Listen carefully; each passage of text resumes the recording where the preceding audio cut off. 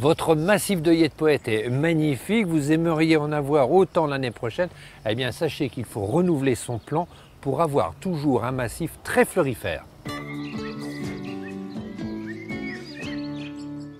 Les œillets de poète qui se sèment aussi en pleine terre en ligne, un petit peu comme de la salade, mais nous avons choisi de les semer dans une terrine en polystyrène car elle a l'avantage de conserver la fraîcheur lorsqu'il fait chaud. Pour ça, vous utilisez une terrine en polystyrène, ça pourrait être une caisse à poisson par exemple.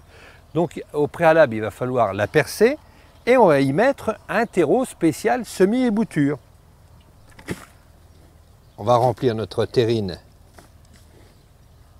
pas tout à fait jusqu'en haut, là exceptionnellement, habituellement on la remplit jusqu'en haut, mais ici on va la laisser à peu près aux 2/3. Une fois que vous aurez mis votre terreau à peu près bien étalé, vous le tassez légèrement et on va pratiquer notre semis. Alors les graines d'œillets de poète, ce sont des graines noires, assez importantes hein, si vous récoltez vos propres graines.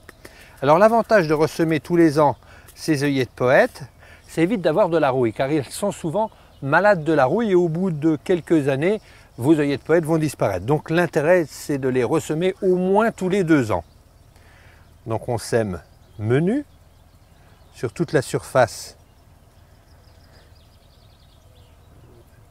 de votre terrine.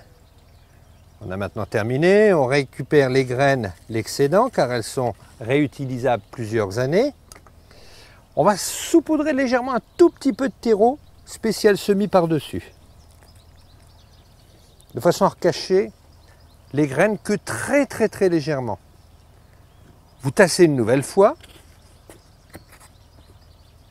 assez fortement, pour que les graines soient bien appliquées avec le terreau et on pulvérise de l'eau par-dessus.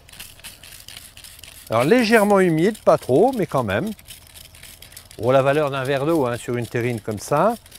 Donc une fois que vous aurez bien pulvérisé votre terreau, l'astuce c'est de le couvrir avec un couvercle en polystyrène de façon à ce que les graines restent bien au frais. Une fois que votre terrine est semée, vous allez l'installer sous des arbres.